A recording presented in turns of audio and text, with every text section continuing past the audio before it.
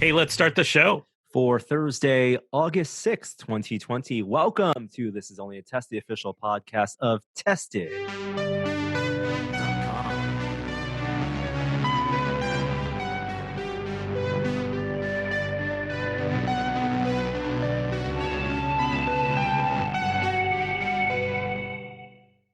Ooh, that was different. I think you hit the time limit too. You did. It was exactly 15 seconds.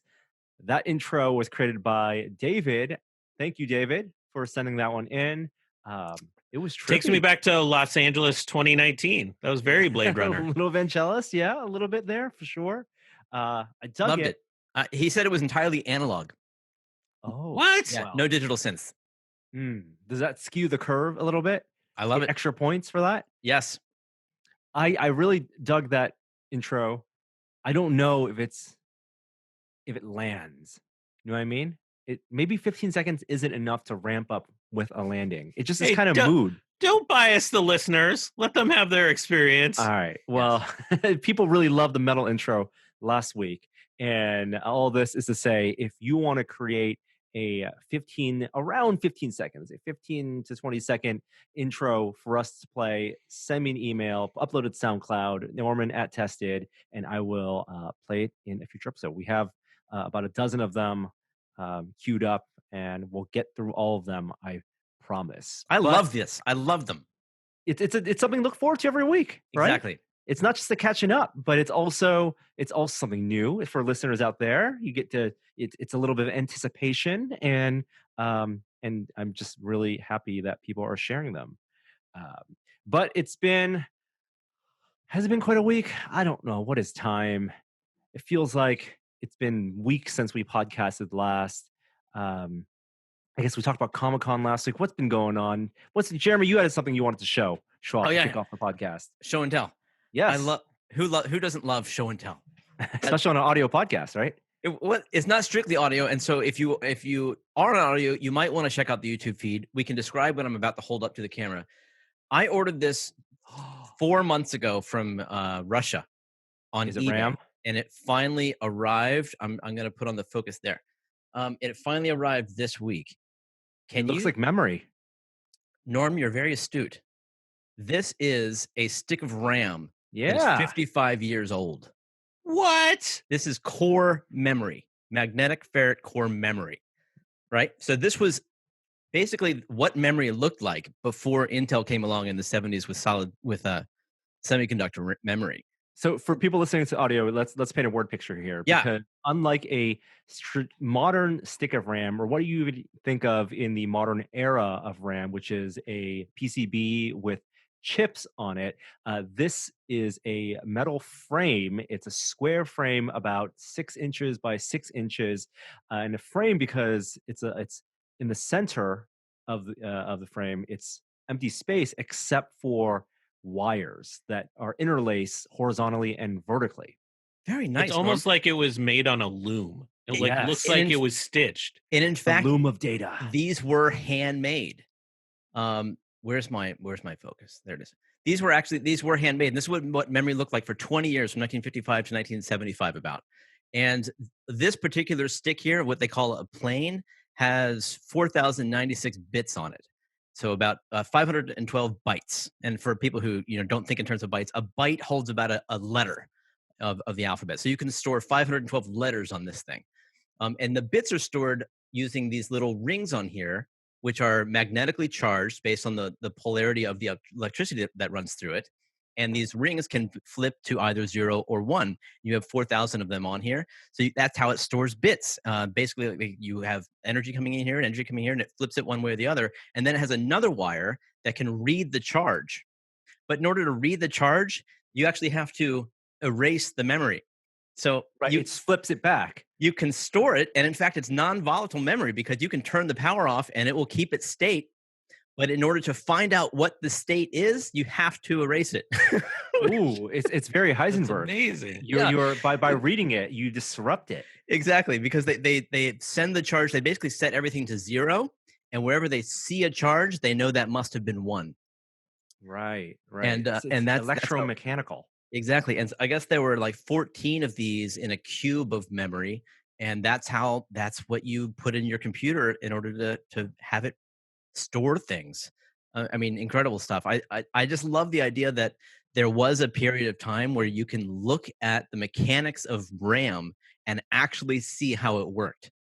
It's like opening a pinball machine. You can sort of see how the electricity flows to the solenoids and what a flipper button does. You can still kind of see the engineering, but inside a computer these days, it's almost impossible. You can go look in Wikipedia and see amazing scans of microchips, and it's incredible. The technology is mind blowing, but you can't grasp it. You can't actually physically touch it, and you can touch this RAM. I mean, I could flip bits with my finger if I wanted to, and I just think it's fantastic, and well worth the wait. Is something you just found on eBay? Yeah, I mean, I learned about it, and then I was like, "Well, I have to have one." And I went on eBay, and it seems like all of the stuff from the U.S. is more or less bought up by collectors and is in museums and such. Mm, So yeah. it was quite expensive if I wanted anything domestically. So yeah, this was actually RAM from a clone of a DEC US, what they called a compact computer, but it really was like a mainframe in the mid '60s. And they used the exact same technology from Russia. And this cost me, I think, about $20 plus shipping.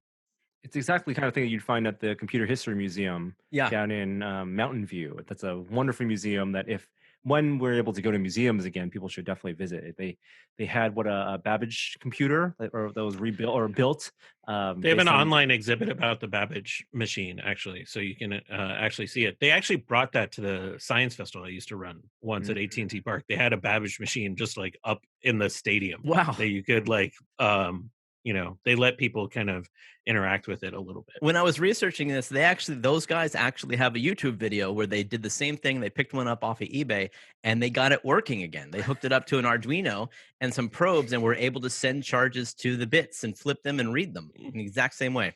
So 4,000 bytes. Bits. Sorry, bits. 2 byte, or that's how many intersections there are, presumably, Right. right? So how many horizontal and vertical actual lines are there? Do you, I do you guess just- there would have to be 200 by 200, or is it 512 by 512? I'm not sure. I haven't actually counted. But if there's 1024 in each of these quadrants, Yeah, yeah, I'd do the math. yeah, and so you need that many probes Oh, for well, you can see these tips, like they all run as they do, like in current, microchips. Like Mhm. they have through what would we think of as like through hole, terminals. You can hook up alligator clips to the end of these and Right. make them work really easily. Well, I'm just saying you would So need to you run it now. You would need that many number of alligator clips Right. In order across the to, entire row yeah, to program all 4,000 of those bits. exactly. there should be 64 wires on each side. Ah, thank you. It's So you very have that. elegant. 64 by 64. Some math there. Kishore, you have anything to show and tell? Anything from this past week that you've been working No, on? right now I'm waiting for the last couple parts, but I'm building a standing desk setup. And I'm waiting for the desk part of the standing desk setup, but have a mechanical keyboard that has come in. I'm getting in the game for the first time in a while. And all sorts of peripherals. So I think I'll have some show and tell next week, hopefully, if things arrive on time. Very cool. There's something that I'll probably have a video on in a week and a half's time, but I wanted to mention it. At Maker Faire a year ago now. I don't remember. Well, we met someone who was working on a prototype toy kit called Snapships. I don't know if you guys saw it when you went to Maker Faire. It was in the dark room. Well, previously it was the dark room, but basically it was ex video game designers that developed a modular kind of building system for vehicles, for spaceships, like Lego. And the whole idea is that they would be like Greeblies, that you would pick them up and then mix and match and interlock them to build your spaceships. And he was just testing it out. They were like 3D printed prototypes, but we did a video on them. And with that, they have now partnered with the toy company, and they are now on Amazon and in Target. And I got a couple boxes, and they're really fun. Yeah, so I want to give that a shout out. Snapships, and it's really great. It's really great to see them go from prototyping at Maker Faire to actually being, not just in store shelves, but online as well and Yeah. distributed. Awesome.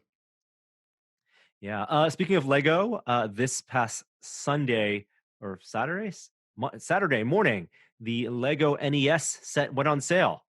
I hope people were able to get their sets. I think they're still available. I don't know if they've quite sold out yet, but the PSA is there if you want to get that Nintendo set. Mine still has not arrived yet. It's still on a truck traveling the country Mine's from I due think on Friday. Kentucky. Due on Friday. I think same here. Yeah, but I know people who have been able to go to stores. I've seen people build them and post them on Twitter, and it looks good. The Nintendo, the NES part of it itself is, as we surmise, smaller than the actual NES, but much bigger than the NES Mini. So you have this whole scale range of NESs that you can have. Is there By the really way, any excuse for Lego selling out of a kit? Because really, it's just the box that they have to manufacture that's no, unique. no, no, no. There's a It, there's a few unique parts inside there, but mainly, like most of the product, are molds that they have billions of somewhere.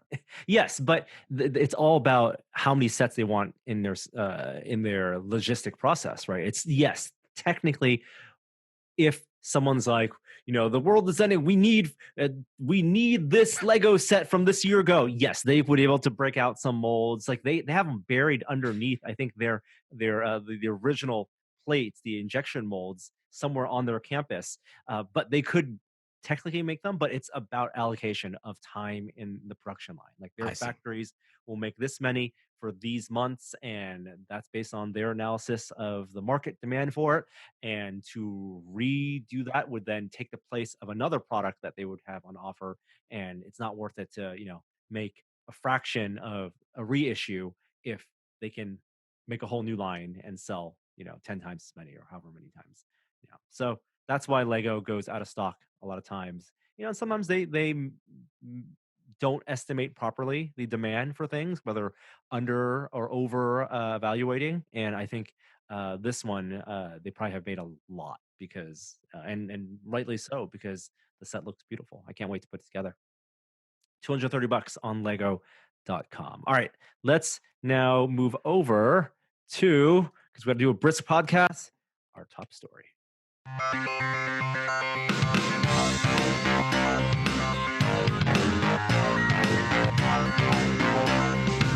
Top story this week. All righty, let's talk about Mulan. Let's talk about Mulan 2020. The big news in the film world this week was on Disney's quarterly earnings call. The Disney CEO, New Bob, made the announcement that Mulan, which was a film that's wrapped and actually had a premiere in Los Angeles, but did not hit theaters in the US because the lockdown happened right before its premiere date. It is going to open internationally in theaters, and at some point may even be in theaters in the US.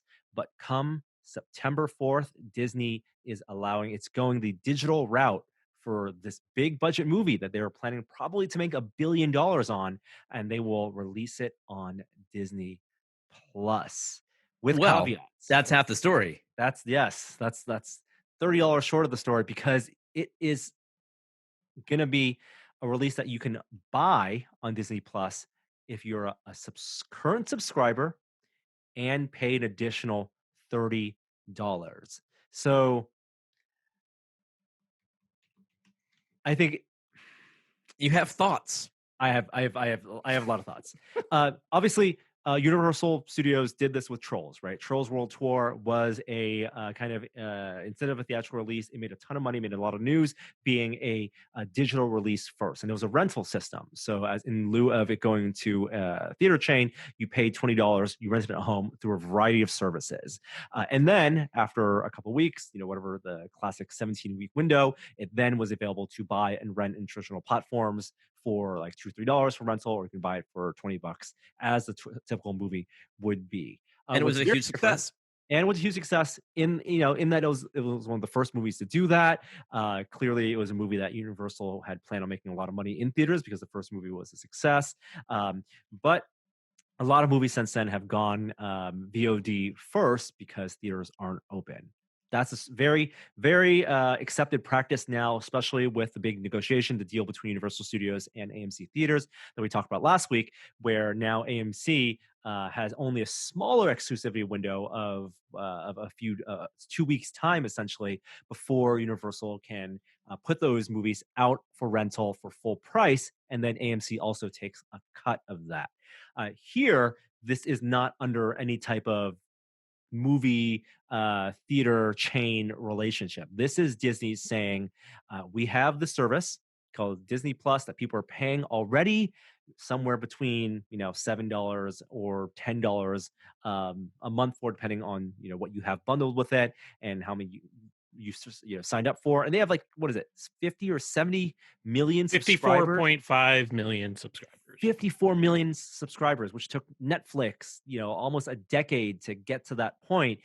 They have the numbers of people, but they still need to actually, for, I believe, accounting purposes, because on their ledgers, Mulan was going to make them $1 billion plus in theaters worldwide. They need to make up for that. They've already lost $3.5 billion just from theme parks being shut down for this whole summer.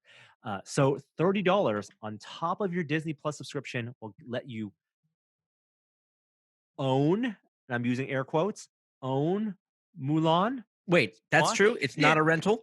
It is not a rental. They had to wait like half a day after the earnings call to confirm that. It's basically been it's been bad optics and bad messaging for this announcement. I think they were. You don't sound bets. in favor of this. I'm in favor of Disney and other movie studios putting movies out on VOD, because I understand you can't go to theaters right now. I think it's a disservice to the filmmakers for this movie in particular, because this is a big tentpole movie for Disney, and I don't believe they'll do this for Black Widow. I think that they have higher expectations for Black Widow, and I think that is a disservice to the fans of Mulan. For them to elevate an MCU movie over this, because they said on the call, this isn't going to be a trend. This is going to be a one-off. But the big problem is that this is on Disney Plus. Well, this is a learning experience. They're saying it's a one-off because they're going to see what happens. And when they see what happens, and if it's huge, then you can bet they will do this again. I think they would rather postpone Black Widow for 6 months, another 6 months, than put Black Widow out on Disney Plus. Because I don't think Mulan on Disney Plus at $30 a pop is going to make them $1 billion. It's going to make. Let's do some math, actually. Oh. So if they have 54.5 million subscribers, the math guess is how many of those are going to buy this movie? 1%. Oh wow! I was going to say 10%. Really, only 10%? I think up to a quarter could. Well, Jeremy said 1%. 1%. 1%. Dude, okay, I'm of two minds about this. Number one, I will be buying it because I have a family of 4 and the economics makes sense. If I were to take them to go see this movie, it would be a lot more than $30. And you famously hate seeing movies at theaters because of people. I am famous for saying that. That's absolutely yes. Like you Google Jeremy Williams, that's the first result. And I have a new sound bar, which I'm very happy with. Yeah. And I will be getting the full-fledged movie experience at home. No. You'll be getting the full home theater experience as best as that can be at home. Let's not call this the full theatrical experience. But let's get off our high horse. Like, let's stop pretending that the theater experience is all like it's made up to be. On the other hand, this is $30 on top of a subscription fee, people. Yep, and that is something nobody has tried before. And not anything that any of the people who have Disney, who are Disney Plus subscribers will be expecting. Like they'll see it's on Disney Plus and they'll think, oh, cool, I was looking forward to that. I'm going to watch that tonight. And then they're going to be charged. That's not exactly true. I think that's a messaging thing because I have Amazon Prime. I get stuff on Prime. If I go open my Prime app, it has this whole section that's like rent a movie. Dude, you have Amazon that's Prime. Not that different. Your Prime video stuff is like a bonus. You have Prime for the shipping. Everything else is kind of gravy. Disney I get it. I think it's a framing thing, though, more than a framing and messaging than it is an act. I don't know if I believe that that's actually going to be an intellectual hurdle. If they actually frame this as like, hey, you can't go to a movie theater right now. Like, tough. Yeah. We're going to release this. It's $30. maybe they won't say this, but the underpinning is it's cheaper than if you took your family to go see this. And that's really the truth. Like, I get it's not the big screen, it's not the big sound, but it's And a whole it's lot less money than if I went to the theater with my family. monetarily, I think you're right. I think the optics are terrible in this because it really feels like double dipping. It's like, remember on live, right? Or even let's talk about Stadia, right? It's like those services where you all this user backlash because you're asking someone to subscribe to something, and then on top of that, pay to have the right to play that thing. And even though it's not a rental in this case, it's to play it multiple times. It's only for the duration of your Disney Plus subscription. So it's not on an existing platform like iTunes. And I don't know if this is a way to get around their fee, like the 30% cut that Apple's going to take. I bet doesn't get around the fee. It's an in-app purchase, right? You're paying for a subscription plus it's an in-app purchase. So that's why it's priced $30 over $20, but they're limiting the number of the potential audience to the 54 million. And that just reeks of one, a poor optics for the existing subscribers who are maybe confused about this, to Jeremy's point, and two, for anyone who doesn't have Disney Plus, who may be interested in Mulan. Maybe that's not a Venn diagram that intersects heavily, but that's 200. That's hundreds of millions of households across the world. Yeah. I tend to agree that I'm surprised the mechanic wasn't you can rent Mulan on any platform VOD for $30. But if you do it through Disney Plus, it stays in your library as long as you're a Disney Plus subscriber. Or is Like discounted. make it like some sort of like, mild perk in that way. Yeah. Uh, but I also think like the math here is closer than you think, depending on how many people you think are actually going to purchase this. If it's 1%, like Jeremy says, no math is ever going to be in your favor. But if it's a quarter of their subscriber base that does it, that amounts to around like $410 million. Lion King live action made 545 domestic. So it's like within a ballpark, it's not zero. That's the other thing. So their conversion rate is the key here. If it's going to be 1%, 10%, 20, 25%, it makes a huge difference. Well, it would be a mistake for them to keep the exclusive to Disney Plus in that case. They really should release it everywhere else, at least after a timed period. Yeah, and that's the thing. Like, that's part of the poor messaging about this. Not only did they not make it clear that this was going to be a pay to quote unquote own as a part of your Disney Plus subscription to unlock permanently. But what the further rollout, that there's no, I mean, there's so much hedging in this. It feels like they've done of course the math on this. They know how many people watch Artemis Fowl, which was not a surcharge, and that was a previously theatrical release that they threw on Disney Plus as a way to get people to subscribe. They know how many people watch Hamilton, right, on Disney Plus, but that's also bundled as part of the subscription. And for all those folks who started subscribing to Disney Plus in July to get things like Hamilton, it's going to feel like this upsell is it's going to leave a bad taste in their mouth. Plus the fact that there's already kind of online backlash against this film because people have such fond memories. The Disney fans love the original Mulan, and I think the original Mulan is a great film for its time. But the fact that this is not that film, it's not it's not your shot-by-shot remake. There's no Mushu character. It's not a musical. It's a straight up. It's almost like a war film. A lot of the Disney stands and the Mulan stands are not having it, and I think for something that's going to be a digital release, that kind of sentiment can turn the tide for people that feeling the moment of needing this being an essential movie to watch in the moment.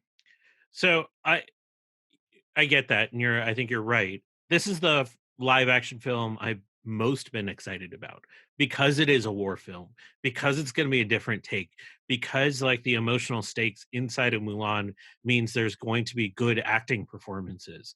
And I think the story lends itself to a live action storytelling. So I'm here all day for this. Like, take my $30 now. I agree overall. Like, if Disney Plus had been smarter about being like, this is a way to increase subscriptions, then backload the Mandalorian season 2 like a couple weeks after Mulan drops. Like, Yeah. they didn't quite do those like kind of connected things that makes the everything in the ecosystem work together. But all that being said, I'm here all day for this $30. It could have been $40. I would have paid it. I really wish they did a better job of the messaging. I really wish it was a better planned rollout where people who, even if it was just iTunes, right? If it doesn't even need to be on Amazon, even if it's just on another dominant platform where Apple's going to get their cut anyway, where it's not doesn't feel like it's a gated thing, a paywalled experience to a paywalled experience. The double paywall really doesn't look good Right. for them. I do feel like if they have success with it, great. Um, the money might work out, like you said, Kishore, because they're not going to spend the same amount of money on marketing. But it also is, I go back to my very first point, which is that this is disappointing to the filmmakers who invested in this big theatrical experience. They didn't sell this to Netflix. So, they made this movie to be seen in a big screen, and it was so close to be seen on the big screen. And if Disney, even if this is a success, if Disney holds back something like Black Widow because they think they can make a couple hundred more million for that because of the fan base, then I feel like that's a disservice to this film being a tentpole. But let us know if you're going to plan on watching Mulan. It's a month's time, September 4th. I wonder if we'll see a 24th. lot of 24th. Okay, sorry, end of September. Yeah, I guess that's time so that they can do some international release in theaters as well. Shortly after Tenet goes back in theaters on the Warner Brothers side.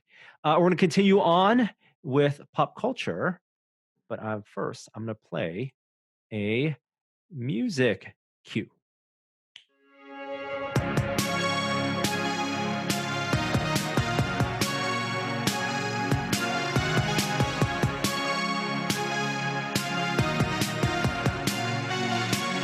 Pop culture, news culture.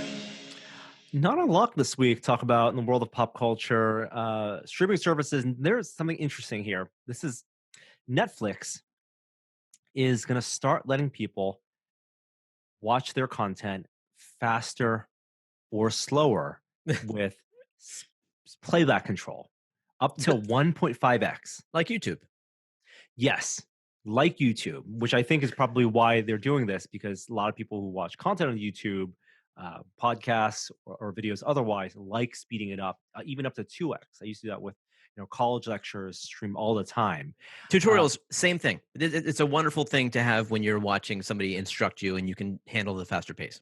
2x. You guys are living in the past. I got the Chrome extension. I'm going like 2.5 to 3 now. That is unbelievably fast. It really depends on the pace of the person talking, and if there are visuals accompanying it, then you're pausing and and starting, and it's a little different. There's a harder sell at Netflix where you're actually trying to enjoy the content, not necessarily get to like some learning or something else like in the other framework. So I'm not sure how this is going to work. I just finished watching Indian Matchmaking on Netflix, which was a trip. And I tried speeding it up in one episode to get past the cringiest parts. Did make it a little less cringy for it to be sped up. But yeah, my question, I can't imagine actually using this much on Netflix. My question was, if my TV is in filmmaker mode, will it allow this feature? Hopefully not. Right? I would think not. I would think, because the filmmakers are surely against this. They have been vocal in their opposition to this type of feature.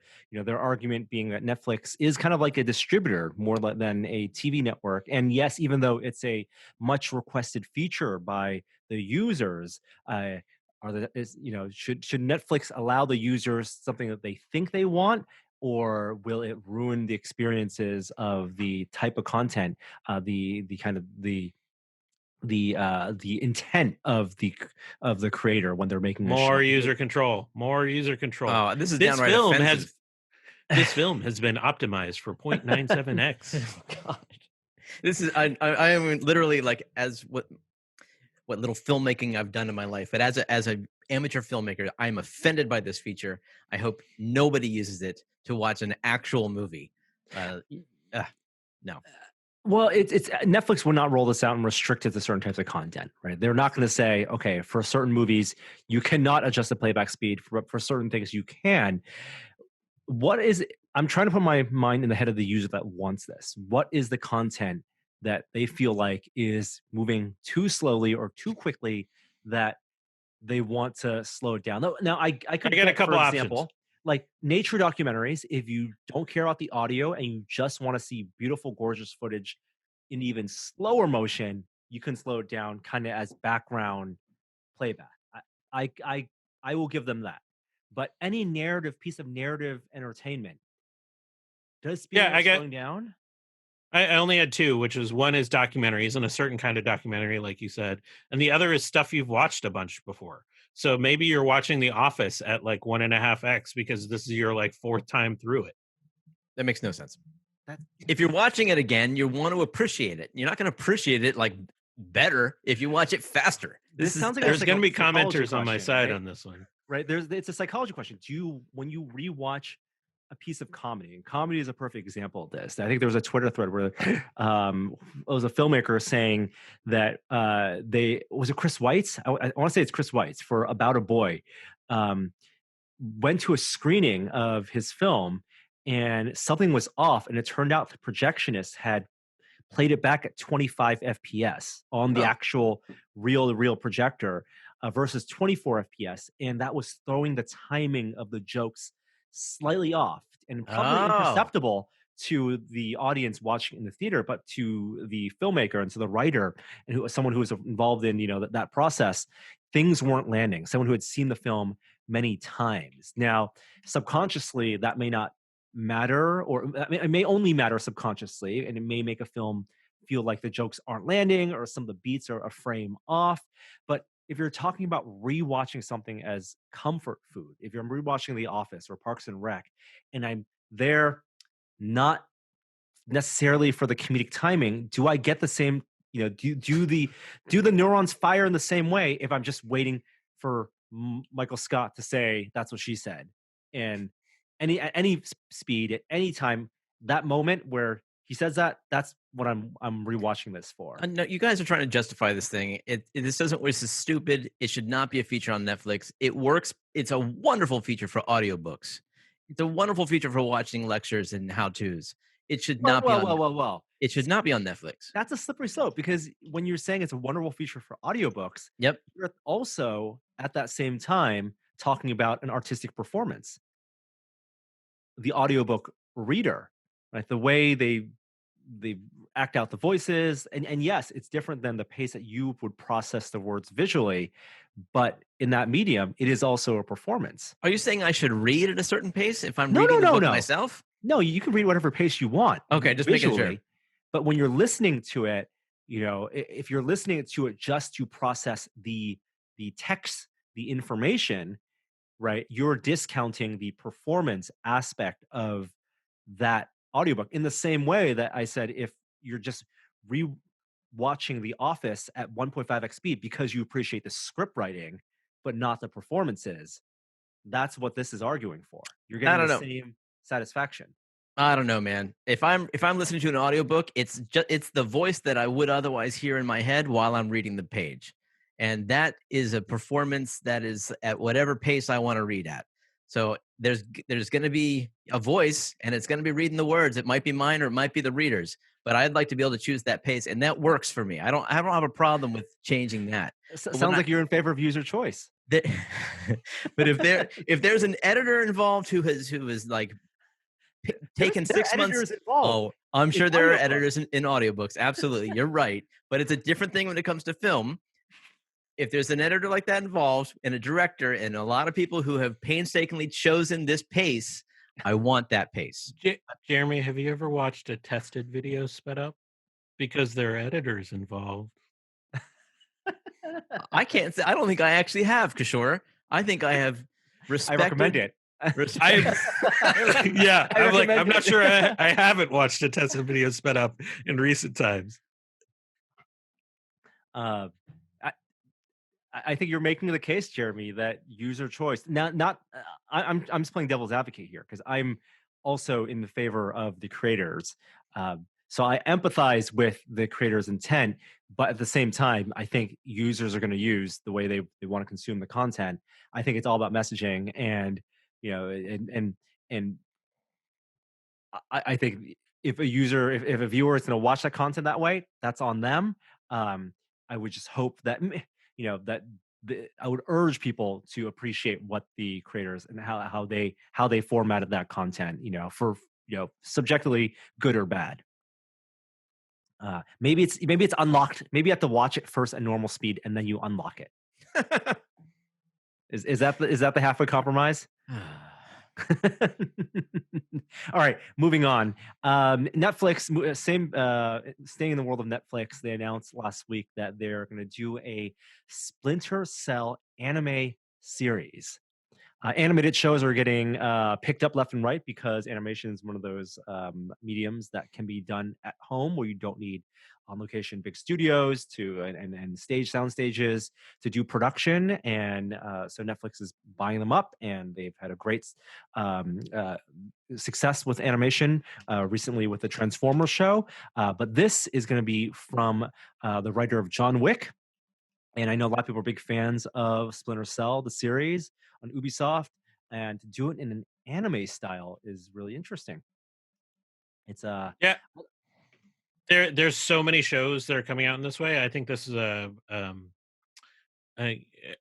there's so much adult animation coming out this way. Like there's a new Transformers kind of anime style thing that debuted on Netflix a few days ago. So I'm all for this. I think this sounds great. I'm not exactly enamored with the backstory here. I'm actually not sure what the backstory is here, but there's enough here that they could make something compelling. yeah, Sounds great. the Sam Fisher character has kind of gone all over the place because in all the Splinter Cell games that have come out, but hopefully the writers can have some liberties with the character, with the idea of this operative and this badass. I mean, adaptations are always tough because when you're talking about a game character, the game element, as we've talked in the past, is such a big part of people's affinity and love for those series and those games that to take that away by make that just an animated show is you have to write a really good story. Have you watched any of Glitch Techs? No, what's that? It's a Netflix cartoon that I think it launched late last year, and the next season is either out now or coming out soon. Mike Micah consulted on it, helped with a couple of their storylines, and it's basically Ghostbusters meets Men in Black. It's there are video game characters that escape into the real world, and there's this secret police agency that has to put them back. Whoa, that sounds awesome. It's great. It's really good. I like watching it. It's very fast paced, as all these new cartoons are, and the animation style is really good. That's great. And that's on Netflix as well? Yep. Awesome. I'll have to check that out. All right, last bit of pop culture. We're going to circle back to Lego. At the same time the Lego NES set dropped, there was another adult-targeted, not adult-themed, but adult-targeted Lego set that I didn't know about. And it's sold out quickly. It is the Lego Ideas Grand Piano. And this set kind of blew my mind. I know it's actually very controversial right now in the Lego community. A lot of people are not fans of it, but it did sell out. So it's a massive 3,600 piece bricks set of a miniature grand piano that actually has a working mechanism so that the keys go down and they don't actually play in the sense that they're striking chords, but you get a representation of the chords, the harp inside the piano being struck as the keys move up and down. It's really cool. And apparently there's some sort of mechanism you can connect to it so it'll actually sort of act like a player piano. So this is where it's confusing, and this is where I was a little disappointed. The promise was that there was going to be a player piano with these 25 keys, a player piano feature where you would have an app on your phone and you could create sheet music or play some pre-coded sheet music as it would display horizontally in landscape mode on your phone. You put your phone on the player on the set itself where you would have sheet music, and then these 25 keys move up and down as the phone plays music.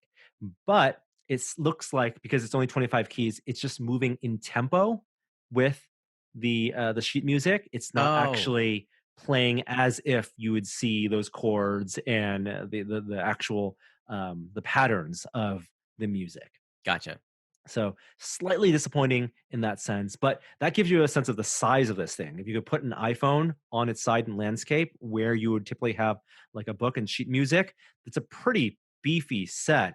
It does fall into this trap of it's monotone, right? It's these glossy black bricks, and it's 3,600 pieces because you are basically building an art sculpture of this perfectly shaped grand piano. Much like I was a little disappointed with the Lego NES, it's just you're using gray bricks to make a giant gray block of the NES. Here you're making the grand piano. Although it looks very nice. The actual mechanism itself, that of the 25 keys with the hammers, like that's something I would want to take and display that versus the whole piano. But it sold out. It's temporarily out of stock. It was on back order in the first couple hours of release, and it's Lego yet again.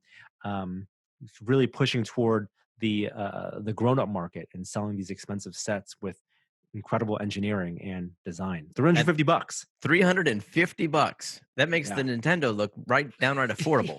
Yeah. You could probably buy, that's like a big chunk of a PS5 probably at that point, right? Or at $350, you'd buy a real keyboard and learn to play piano, right? But Lego. Yep. Yes. All right. That does it for pop culture news. So let's move on.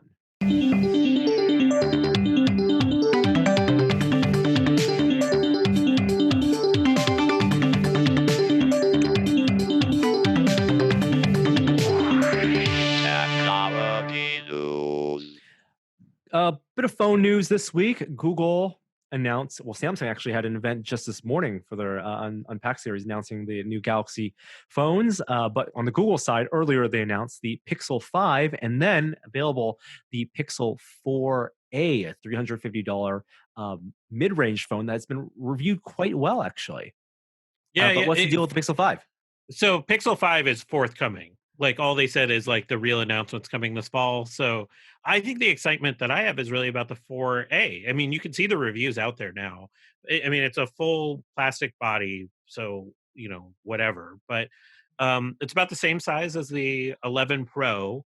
Has a 1080p OLED screen. It's only 60 hertz. So I think if you're going down from a 120 hertz phone, or even like if you have one of those weird 90 hertz phones, it's going to probably feel weird. But like it has pretty good internals. It has a 730G Snapdragon inside of it, 128 gigs of storage and 6 gigs of RAM. Battery that gets you through the day. They have the hole punch for the front camera instead of the notch, which I think looks fine. But overall, it has a really good camera in it, like most of the Pixel phones do, for $349. I feel like Google's meeting the moment. Like we're in a global recession. I'm sort of assuming people's ability to spend money on phones are going to be curtailed this coming year, and so they're gonna. I think there's going to be a huge consumer base that's looking for the basics. Can I get a phone that takes good pictures and gets me enough battery through the day? So yeah, it doesn't have the bells and whistles as a lot of phones, but I think for a lot of people this is going to be an awesome choice. Yeah, especially the 5G, not needing to force 5G onto users, I think is smart right now. And there will be a 5G version of this phone for $150 more that might even have a second camera lens. And we'll see what the Pixel 5 will have, and that probably will be a 5G native phone. But that's something that I don't feel like, especially this year, I'm sure carriers wanted to push it and wanted to make 2020 a big 5G year, but without stadiums, without events, and places where they would have these millimeter wave broadcast towers, there's real no need for a 5G phone this year. Maybe if you're an Android fan, get the 4 this year, wait a year and a half, and then upgrade to 5G when it becomes more widespread and pricing is stabilized. Yeah, I'd wait until there's enough availability. But oh no, my video. We lost our Kishore video. Oh well, like for whatever reason, I've gotten years younger. I think I just kicked out my camera connection. But I'll say, Jeremy, headphone jack included, buddy. There you go. That's kicking it old school. I dig that. Speaking of phones, Apple did say on their earnings call that their expectation is this year's iPhone will be pushed back until probably October, whereas we anticipated a September event for the new iPhones. I think the quote was a few weeks later. Yes, which probably is reassuring. I mean, because as investors love their results for this past quarter, people are buying up Apple products as people are staying at home and need computers and need MacBooks and are willing to pay a lot for the new, even the iPhone SE and the phones from last year. But the new phone is this is the one that we're anticipating. We'll have finally a new design from the iPhone 10 that's been 3 years running, and 5G is again the big question of whether they'll force users to have that. It's probably already in the manufacturing chain at this point, being only 2 months away from that. So, wow, yeah, it's already August, and we're probably gonna be 2 months away from the new iPhone reveal. Sticking on Apple, they did a soft refresh on the 27-inch iMac. It's all right. Nothing exciting to say there. It's not the new Apple chip. That's the problem. It's like they announced that they'd be making their own silicon for their PCs, and then they release an Intel Mac. And they said they would be doing that, but it definitely extinguishes some of the excitement about this product. Yeah. I mean, people are just not excited about Intel, and Intel has had a lot of missteps. They said their manufacturing, their move down to 5 nanometer would be delayed, and they might be outsourcing their manufacturing. So, it's hard for people to get excited about. Yes, if they're going to buy a Mac, if they knew they're going to buy an iMac and they're planning to, this upgrade is good for them. Yeah. But for a lot of people, if you can wait, then wait till see what Apple does with their native architecture. Rumors say maybe this macOS. year even for iMacs. And then this makes the software refresh even worse timing. But that's not going to be Phil Schiller's problem, because Phil Schiller, director of marketing and product at Apple, is stepping down. This is a big deal. Phil Schiller was probably the most recognizable face of Apple next to Tim Cook. He's the one who did the keynotes when Steve Jobs was ill, the Phil notes, and he's going to be replaced by Greg Joswiak as head of Apple marketing. Now, this isn't just the role that's responsible for the ad campaigns. Phil Schiller still did the basically was in charge of product management and did all the kind of press briefings and all the details about what goes on in the chips for the hardware. And he's still going to be part of the company. He's going to be an Apple fellow, reports to Tim Cook, and they're running the events and the App Store. But it is a big move, and you got to wonder why now. I mean, maybe it's just time to retire. Maybe it's the pressure of this new era of Apple. Now their stock is so high, and the fears that they're waiting for. Who knows what's going on with their AR headset? You haven't heard anything about that, and we'll talk a little bit about the rumors of that in the VR Minute. But it is a little bit of a changing of the guard. We aren't getting all these leaks of I think if there was acrimony, we'd get all these leaks of behind the scenes kind of stories. We're not getting any of that. So I wonder if it was just his choice and it was time. Yeah, and these are obviously people who love the company so much and aren't leaving a company because they see that there's going to be a downwind, coming where there will be troubles. It's very similar in the way that Bob Iger, while stepping down as CEO at the peak of his tenure, also is coming, is staying with the company and working with the company. And Phil Schiller loves Apple. Maybe he just deserves that. After working there since 1987. He deserves to. Is that true? I think so. Yeah. Wow. I read 96, so maybe he took a break. But wow.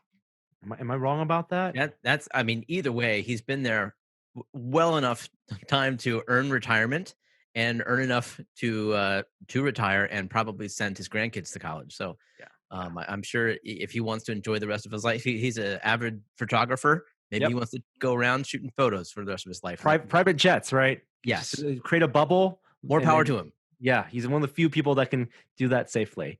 Not going to Disneyland anytime soon, though. That will be the case. Let's wrap up with some game console news. PlayStation, Sony announced the peripherals. So this is a little bit controversial.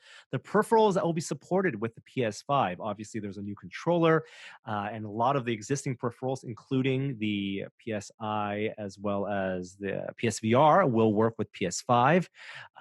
But the PS4 controller, the DualShock, the very popular DualShock, will only work with legacy games on PS5, and new PS5 games will not support DualShock 4. That's a big deal. People are unhappy about this. Microsoft was quick to retort. New Xbox Series X compatible with all Xbox One X controllers. Because people invested hundreds of dollars on those controllers and customizing and making their own. But I understand that they wanted to create a standardized baseline for PS5 games with the new functionality, the sensors and the haptic feedback, which they've always pushed forward. Even the PS4 controller had the touchpad, had audio coming from that, but that's not enough. Whatever they're putting in that PS5 controller, they're encouraging their developers, first party, third party, otherwise, to really adopt those features.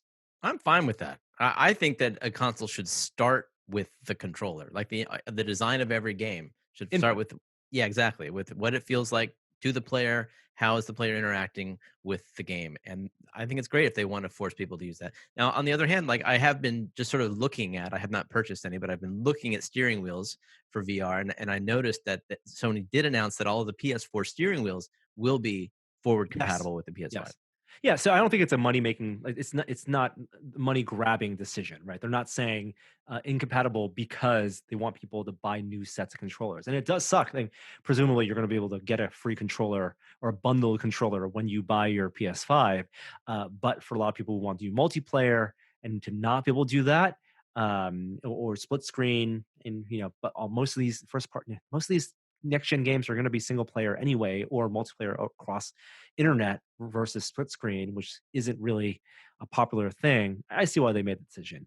I do think that we felt like we reached peak gamepad at some point, and so it really is a question of what type of functionality novel functionality they're going to have in a PS5 controller and PS5 games that will justify this decision. And will that be enough of a differentiator? Because I never felt like that touchpad, swiping on the PS4 controller was all that meaningful. It was interesting, and certainly for VR games like that use it as a track controller, it being another track surface was good. But like in games, it was just ended up being a D-pad. Yes. Right. Yeah. This leads me to think they are encouraging developers to take advantage of the new features in the controller. So hopefully they will. Yeah. Microsoft announced that their Xcloud is launching next month, September 15th. We're hearing that date a lot in the tech world, but it's launching on Android on September 15th. It's going to be part of the Xbox Game Pass Ultimate, $15 a month, and you get to do game streaming remotely.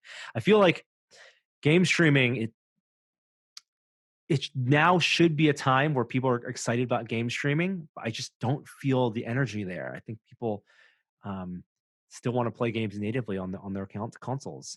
Maybe you're not feeling the energy there because the console manufacturers haven't decided to market a purely streaming version of a console yet. Once they do that and they put the marketing behind that, then maybe there'll be more of a buzz about it. Or created the type of game that really showcases like things you cannot do. Maybe not even, I'm talking about graphics wise, but scale. Like an exclusive to that style of gaming. Yes, exclusive, not arbitrarily, but exclusive in a sense that you could only do that with the kind of server backend. Like Google Stadia promising like a next gen type of MMO, right? What would it mean if you could populate game worlds with thousands of characters that you couldn't render locally because of memory constraints, because of GPU constraints? That's something that game streaming we just haven't seen, and that's a huge bet. I mean, and they're not ready to make that bet when they have hardware launching and games they want to sell directly to people. Why isn't the Xcloud game streaming launching on iOS? I think it might already be. Is that? It says no iOS supported launch. Good question. Its future is uncertain. I don't know. Maybe it's a Microsoft Apple relationship thing. Maybe it's a rev share thing. Yeah, which was a big part of last week's hearings, which Microsoft was not a part of. That's a whole separate conversation, the results of which, the effects of which, regulatory effects of which, still yet to be seen. Hey, we're gonna have a moment of science this week, Kishore? Yeah. All right, let's do it.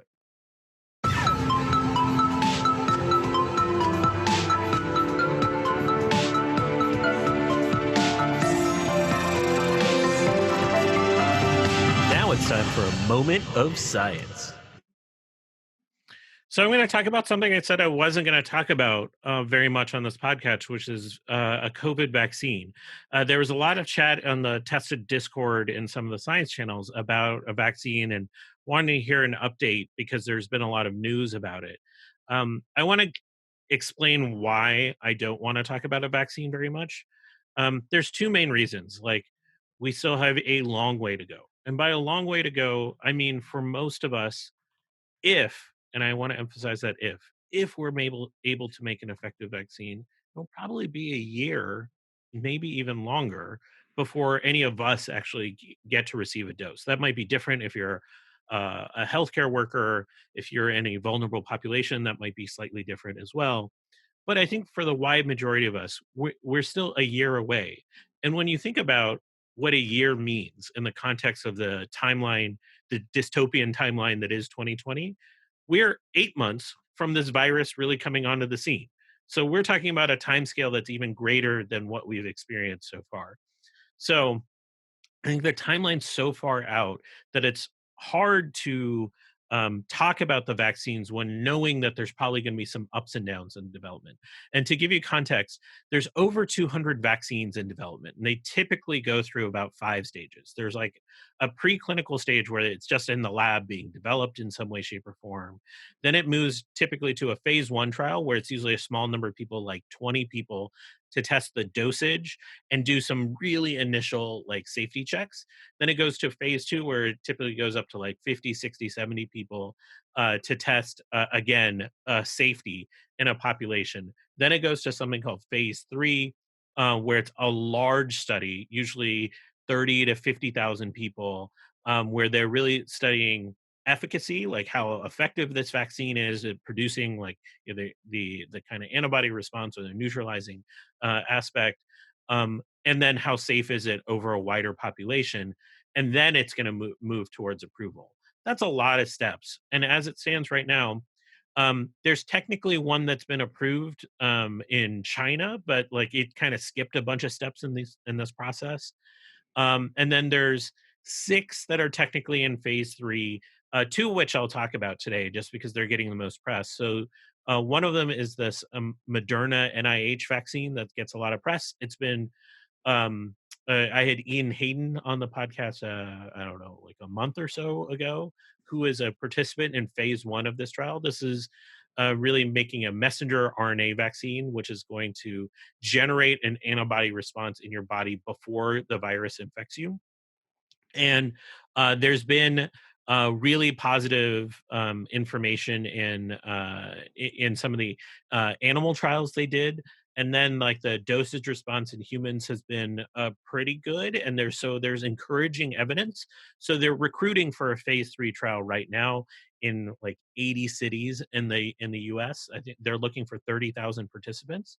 But what you do in a phase 3 trial now is a bunch of people get a placebo, a bunch of people get the vaccine, and they actually weirdly sort of hope that some of these people get infected with the coronavirus in their normal daily life and Mm. see whether those that are vaccinated actually have protection versus those that have placebo.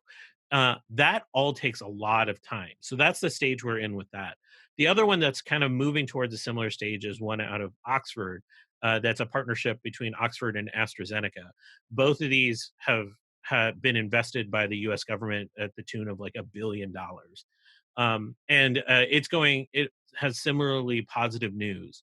But those phase 3 trials will take months, and because of like the pressure on this, you're going to see participants in the trial probably get sort of identified by press and talk about their experience. So we're going to start to see the up and downs of this vaccine rollout, where people talk about any effects they're feeling on a day-to-day basis, but we don't know if they have a placebo. We don't know if they actually have the vaccine. That's the whole point of this trial, is it's blinded, so they don't know either. So I think we're going to see a wave. And then in the US, with the election coming up, we know vaccines are just going to become a further part of a political discussion, which is going to make this complicated. The last thing I want to say about vaccines, that's kind of high level update. is that vaccine rollout works by a combination of how many people get vaccinated and the efficacy of the vaccine itself. So if you just say we produce a vaccine that's 50% effective at preventing infection, and half the population gets it, that means you can just kind of almost in a very kind of rudimentary way multiply those two numbers and say we have 25% sort of immunity against the virus if things go well. Now there's some other benefits, it's more complicated than that, but the idea is that efficacy number for this vaccine is probably not going to be 100% out the gate. It's probably not going to be 80%. It's going to be some number below that. So there's going to have to be a lot of effort put into getting that efficacy number as high as possible, and then getting the coverage number as high as possible. Those are really hard things to do. Those are logistical and scientific challenges meeting together. Long story short, like our best case scenario is that this vaccine is not going to be nearly as protective as the behavioral messages that we're being encouraged to do. Like if you wear a mask, stay socially distanced, wash hands, those have a higher efficacy rate than any vaccine that we think is going to come down the line. And right now, our discourse is saying vaccine, vaccine, vaccine. It's much more important for us to think about our behavior because this is still a ways away. Jeremy Williams has a question. I had a quick question. So I understand that both the vaccines that work on the principle of allowing your body to develop antibodies before you contract the disease, so you can hopefully defend it. That leads me to think that we now think that antibodies help ward off this virus. Is that the case? I was under the impression that we didn't even know if people who had contracted COVID-19 were immune going forward. So we don't fully know, but there is encouraging evidence that there are neutralizing antibodies that have been detected in people that have had COVID. How long they persist, the nature of that, whether it's in the T cell response or if it's in more of a immediate response, how long that wanes. We don't have enough time. So typically, when a study comes out and says, we have immunity for X time, those are done over a long timeline. Right now, the oldest infection that we know of is only 8 months in the past. So we don't have these like really well developed studies about what immunity looks like in the future for this. And so they're just doing some modeling based off of assembling data sets from different countries with different prevalence of infection and looking at antibody loads in those different people and looking at the nature of that. So it makes for a very complicated situation where it's hard to say how effective some of these antibodies are, but there's early evidence that the neutralizing antibodies that are coming post infection are pretty effective. There was a paper out this morning that indicated we've seen a mutation in this virus from its initial version that showed up in China that relates to like a spike protein, and that mutation allowed it to be slightly more infectious, like quote unquote, like it made it slightly more effective at binding to an ACE2 receptor on our cells. But it came at the cost that it's become more easily neutralized by certain antibodies as well. Is what that paper indicated. So it's like we have a lot of information to unpack here, but the short answer to your question is yes, we're seeing positive data there, but we won't really know for a long time. Question.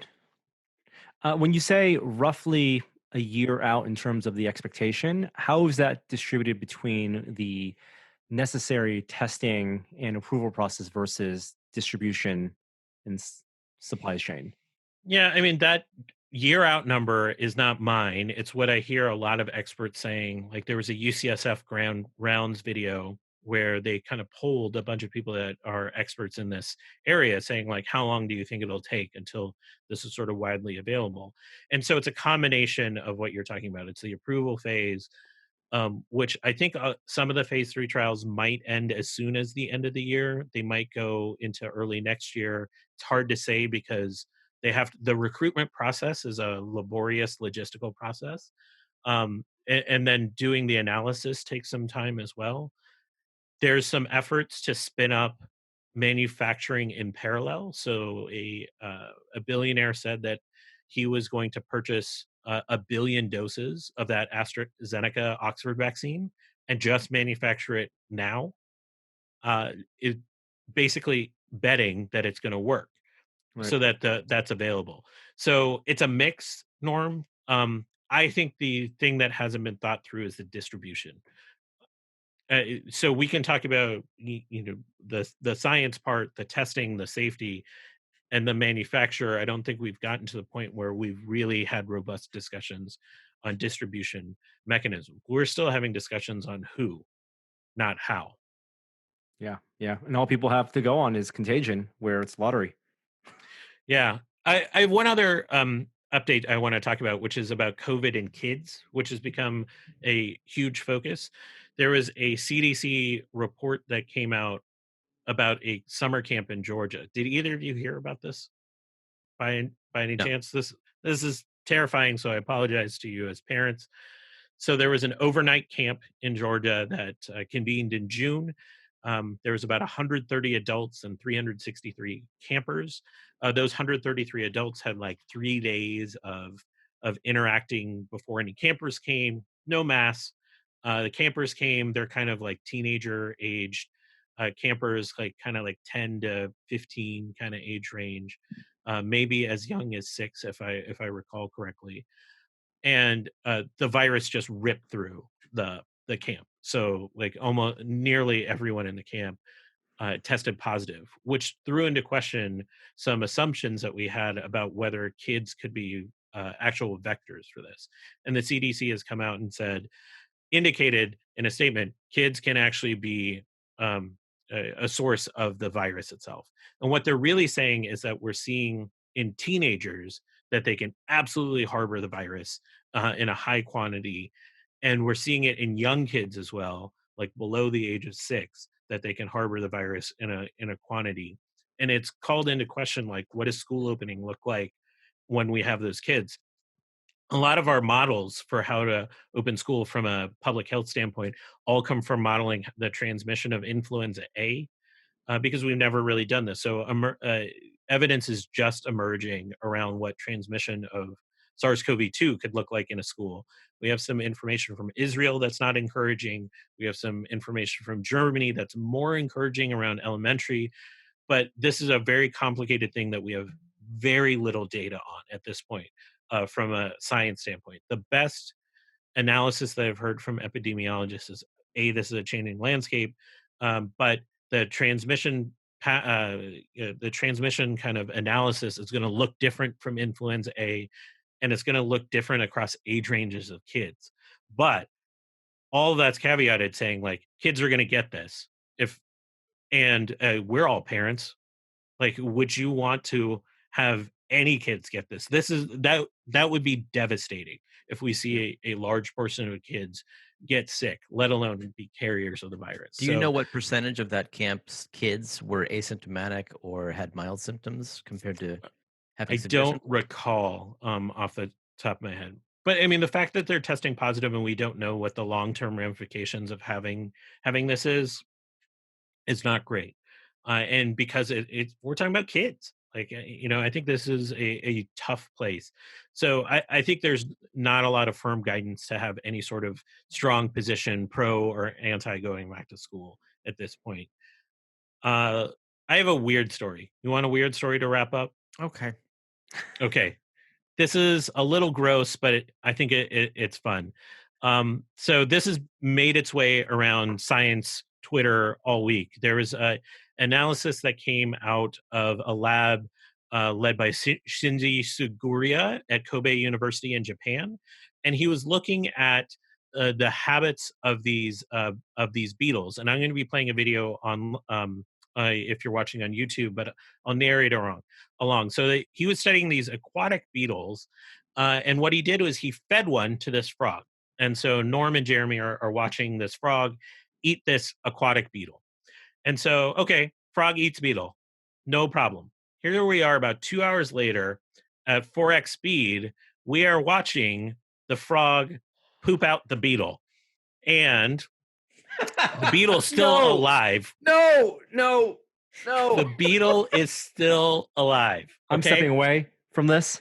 Okay. I'll be back after this segment. I don't blame you. That is gross. This is the first documented situation where we have an animal that has entered the digestive tract and successfully left the other end, as they like to say. And That's the it- first time? that we have like real documented evidence of this as like an as a behavior and a successful one. So what they did was they actually tested this. So what they did is they bound the legs of the beetle to see, is this something where the beetle was just undigestible and could do it, or are they actively doing something? Is this an evolutionary behavior that's developed? The beetles that were bound all died in the tract, and they weren't sort of secreted in that way. The beetles that had motion, 90% of them emerged within 6 hours alive. And so the theory is that the beetle is actually crawling along, this millimeter sized beetle, it's crawling along the intestinal tract, gets to the sphincter of the frog, does a little tickling to open up the sphincter, and is released and alive. So it's an amazing evolutionary behavior that's been developed. And receives all of the nutrients it needs, either from the air or whatever surroundings, for that 4-hour period. Yeah, sure. You can call it nutrients. I think that's all I have for science this week. And I think I've grossed out Norm to the point where he's never coming back to this podcast. Whew. That is a weird one. Yeah, I told you it was weird. Should we go to the VR minute? No, he said he's going to be back. Can you wait? Yeah, of course I can Okay. wait. He'll be back. He's going to cut here, I think.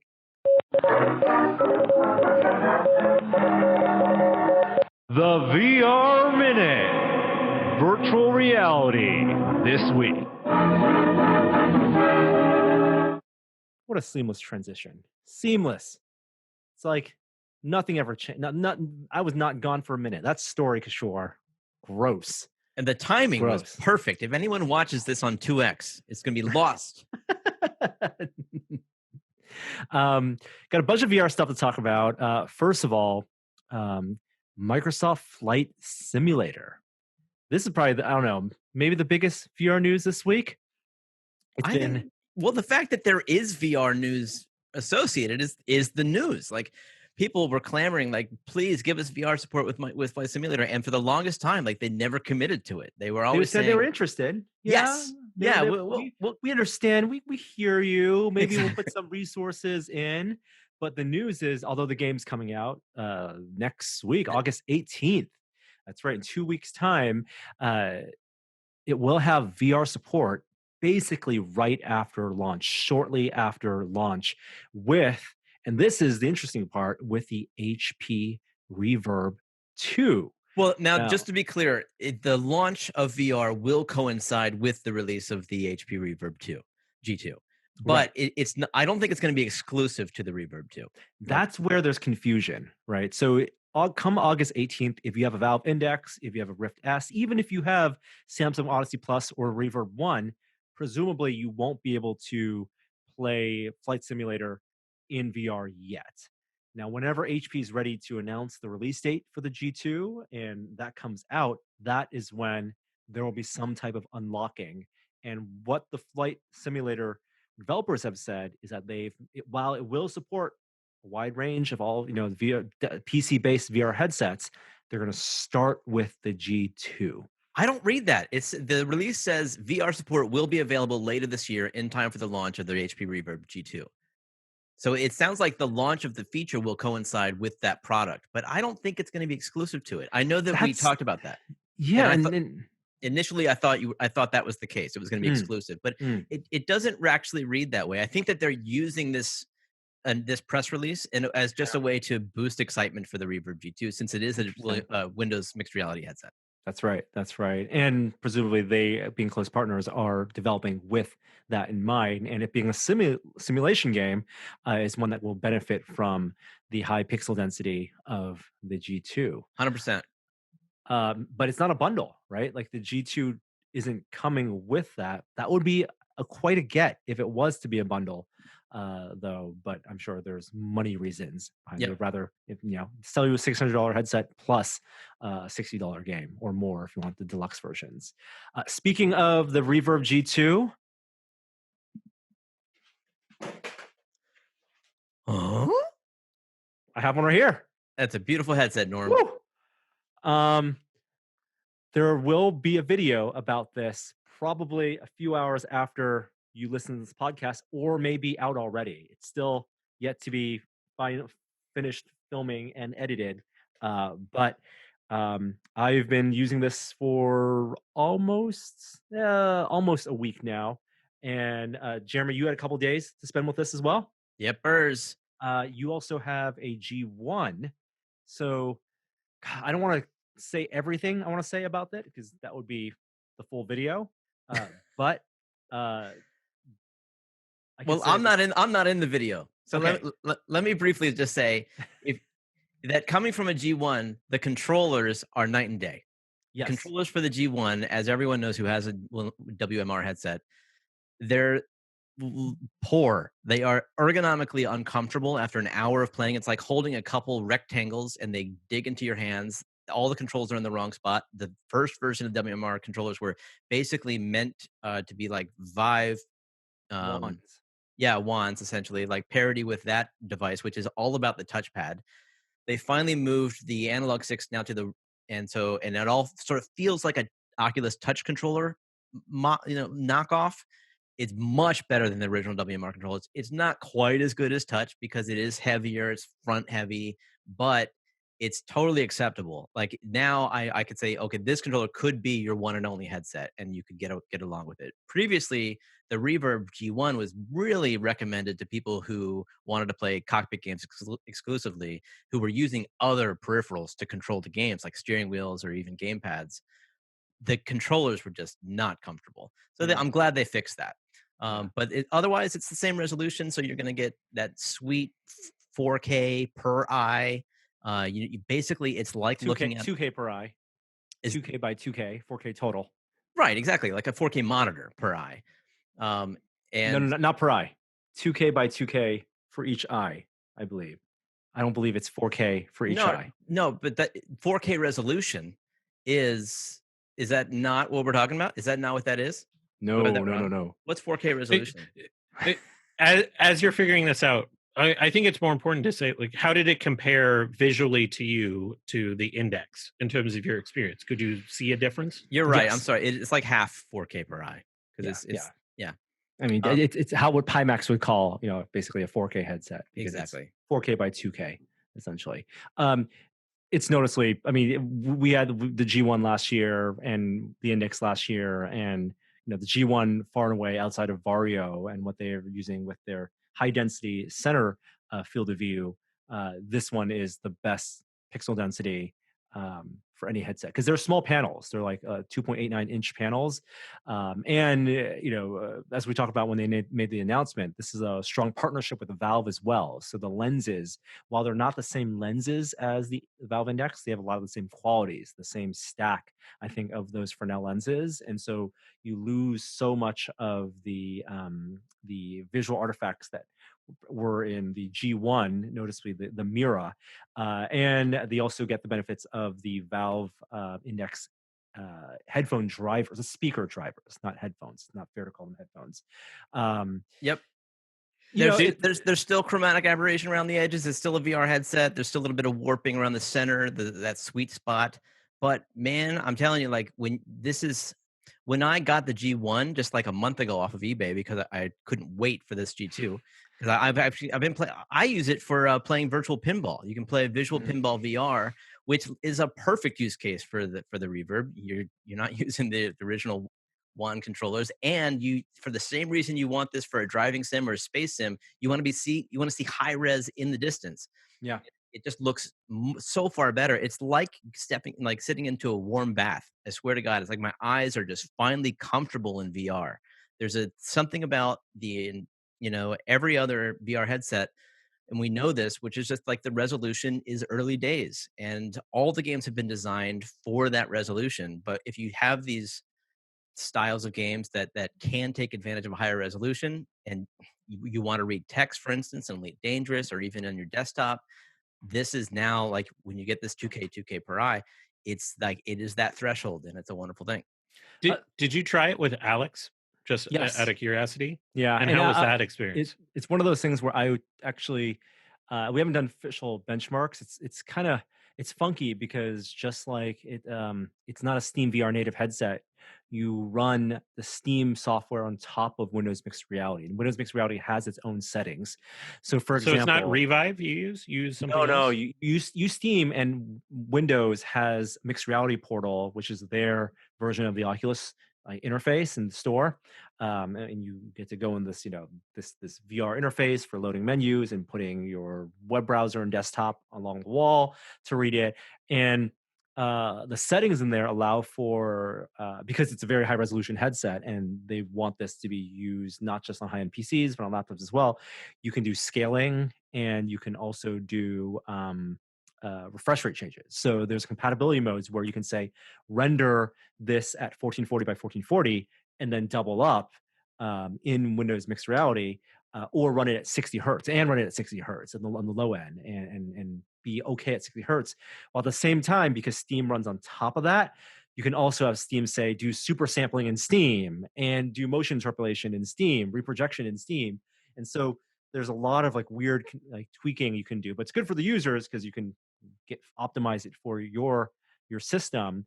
But my long story short is running everything at native. So 2160 by 2160, I want to say, 90 hertz, 100% sampling, no reprojection in Steam. Alex looked fantastic to a point where I didn't even need textures to be super sharp, geometry being sharp, and the effects, the particle effects looking so sharp at pixel perfect, uh, was just comfortable and way more immersive. Yep, it's that comfort factor. Absolutely. Yeah, it's eye fatigue. So I'm not like physical head fatigue. It's literally the strain of like looking at details because these are all fixed focus, right? They are convergence, not accommodating. And so when you're looking at things in distance, your eye biologically wants to squint and see things that aren't in focus. And on headsets that we have today, where because of the resolution of the screen, because of the lenses, you just can't see things that are sharper, your brain doesn't know what to do with that. But here, when things are actually pixel sharp, that far away, and you don't get basically any screen door effect, it just it's less fatiguing. It's important to point out that this is all of the pixels of 2160 by 2160 forced into the same FOV as like a Rift S, or a Quest or something, versus what Pimax did, which was spread it across your peripheral and your field of view. So I mean, it really is, everything is there.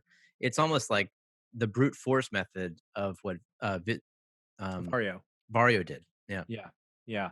And there are things I'll talk about in the video about the ergonomics and the design. This is a prototype, so there is not final production materials, and some of the fit and finish and stuff, and some of the drivers and calibration. But I have your G1, I have HP's prototype G2, and be able to show some comparisons. So stay tuned for that video. We're going to talk more about the Oculus Quest leak a little bit. Now, this is new information, new analysis. It's not information. It's analysis. Yeah. It's analysis from Robert Scoble. Yeah. From like a 2-hour-long interview he did, wide-ranging about mixed reality technologies. I think he has a new book coming out about that, but specifically about the Quest. And I think this interview is probably done before the leaks happen or around the same time. So I'm not sure if it's directly referring to that, but his thinking is that this will be a Quest Pro and not a Quest Go. Right. He suggests that there is a bigger market for a better Quest than there is for a cheaper Quest, which is great for me because that's what I want, and I'm all in. But people had thought, since it was this like lighter color, more of like a Go color scheme, that this is sort of like the new replacement for the Go, which is of course a discontinued Oculus 3 DOF headset. that this would be like a lower tier Quest and appeal to people who wanted to spend maybe $200 or $300 versus $400 for the Quest. But his argument is that nobody that he has ever spoken to cares about $100 when it comes to getting a Quest in their hands. What they want is to be able to read text, and so that's why he's thinking that this is going to be a $600 Quest Mm. that has, as we said, just like the same thing as the Reverb 4K screen or a 2K by 2K screen. For that to run on a mobile processor means a much beefier processor, GPU especially. Even we're talking about just just geometry. We're not talking about video memory for textures or anything, which we all know are not as important. It's all about the rendering and also the frame rate. So the other thing he says is that he presumes his thinking is that this could be a 90 hertz panel or even a 120 hertz panel. We know that the current Quest can do 90 based on Carmack's talk from the last Oculus Connect, where he said they figured out how to do it later, but so they already passed through FCC approvals. They'd have to resubmit, and they didn't want to do that. So it's no surprise that this could do 90. The 120 is the interesting figure. You think that's necessary? I mean, when you're already talking about stretching the limits of a mobile processor, 120 just seems gratuitous at that point. I understand the benefits. Like I play my Index at 120 because it is smoother. It is more comfortable, that extra temporal information. But on a mobile side, that seems that, I mean, I don't know. They're not doing their own silicon. How could they push that many pixels? I would love it to be an opt-in thing. Just give users a slider. Maybe they want to sacrifice visual quality for frame rate. Turn it into a little, PC experience where you can configure it however you want to. Certainly not every game would support it at the highest visual quality. You're right, but that 120 hertz is pretty nice if you try it. It is noticeable compared to 90.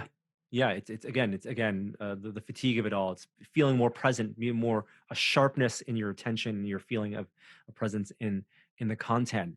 If this is to be a pro, the thing that worries me is the headband, is the ergonomics. Now, right. I know they want to improve the ergonomics of the Quest and get less of the weight off the front of it, and that's why Deluxe Audio head strap has been such a good solution.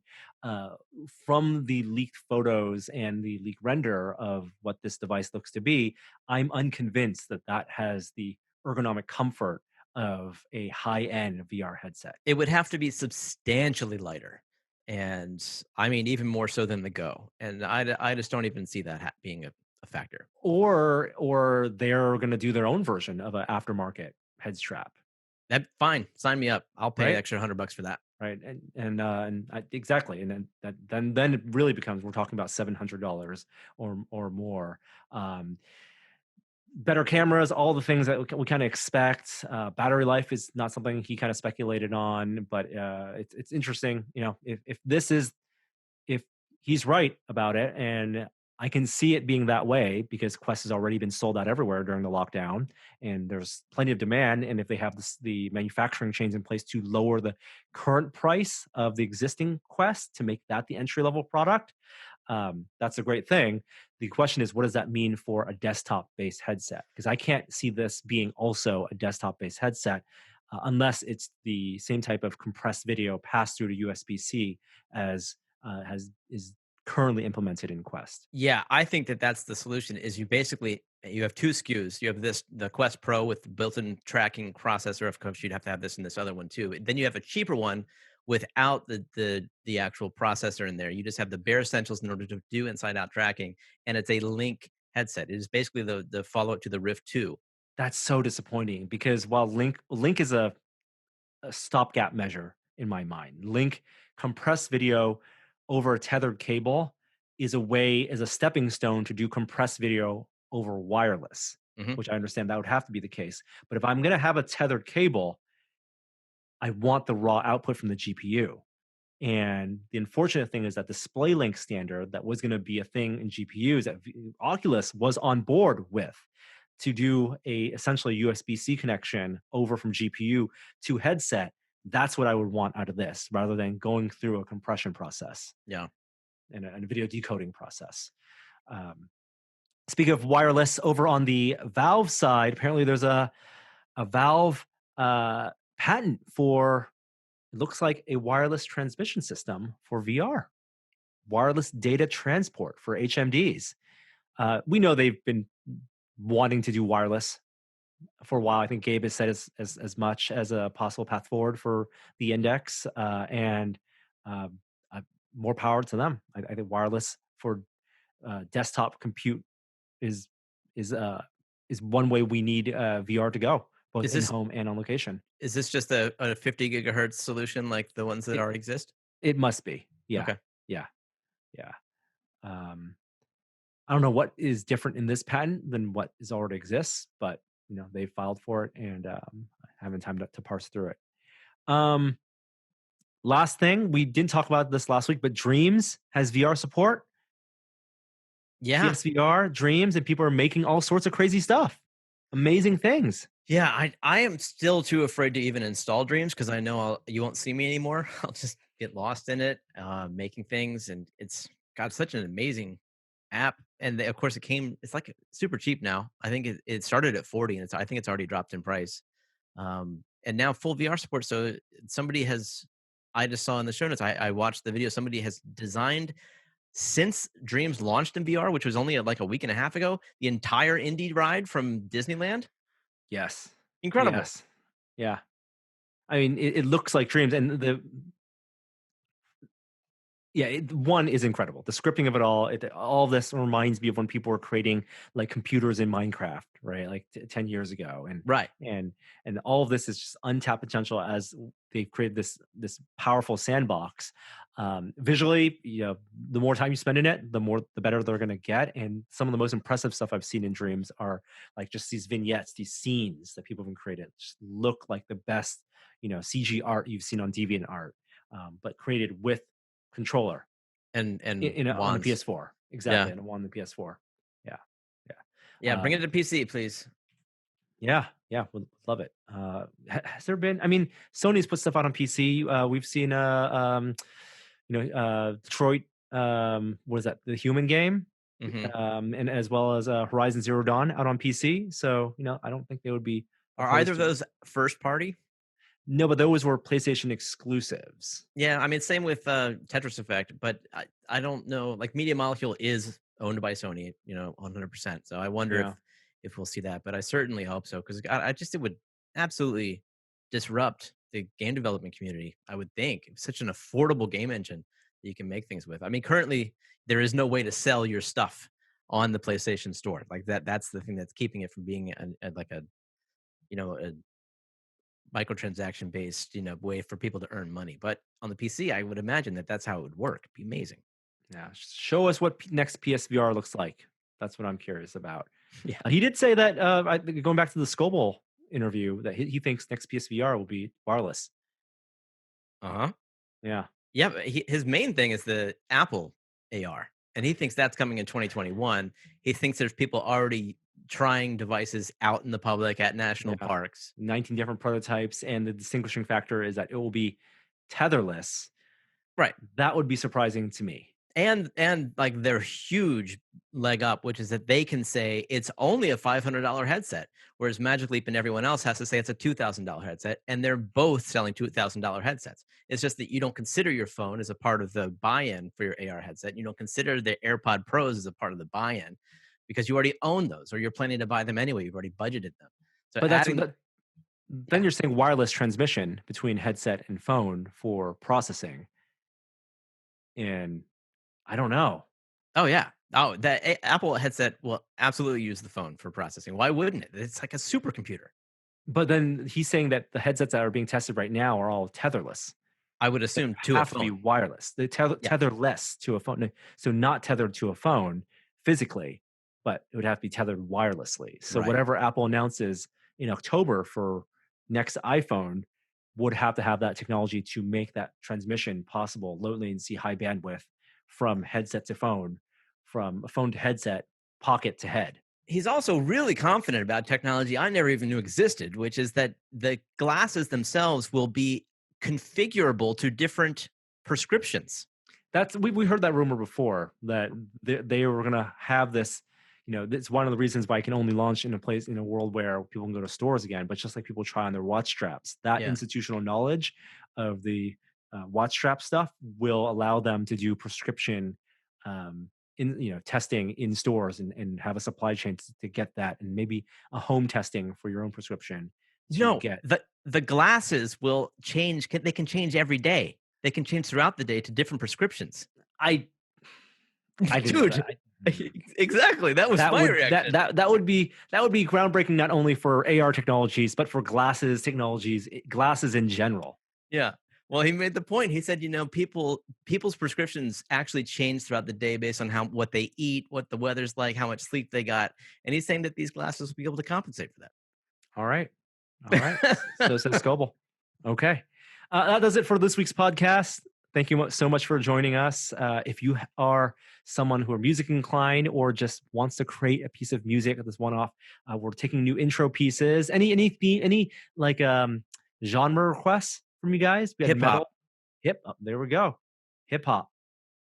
Yeah. We didn't even talk about in tech, Microsoft possibly buying TikTok. We'll see if it happens. I don't get TikTok. I'm of the millennial era. You see that Rolling Stones? TikTok is awesome. TikTok is really awesome, but this deal is just a mess. I can appreciate the social power and that platform, but just like that Rolling Stone article has talked about how TikTok is a Gen Z thing, and they've turned against Lin-Manuel Miranda because he is the What? Yeah, I'll share the story with you. TikTok users are having none of Lin-Manuel Miranda because he is the quintessential millennial, and they are post-millennial. In that same sense, TikTok is not for me. And so good luck, Microsoft. We'll talk about that whenever it does happen. Anyway, an outro this week comes from Wohawk. It's an oldie from our archives. If you want to create one of those, we'll take that as well to play in the future. But here it goes. Hi there, I didn't see you. Test it.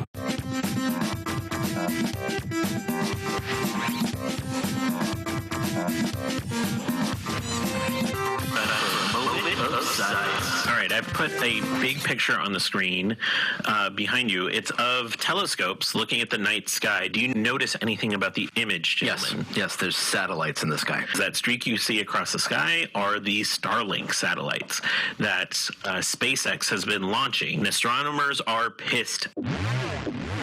Internet satellites. Streams of satellites. There's satellites in the sky. Streams of satellites. Starlink. Streams of satellites. There's satellites in the sky. Telescope. Streams of satellites. Altitude satellites. Streams of satellites. There's satellites in the sky. Streams of satellites. Elon Musk. Streams of satellites. There's satellites in the sky. Internet. Streams of satellites. Yeah, they want to have hundreds of these. There's so many of them that they're interfering with astronomical observations. Internet. Astronomers are pissed.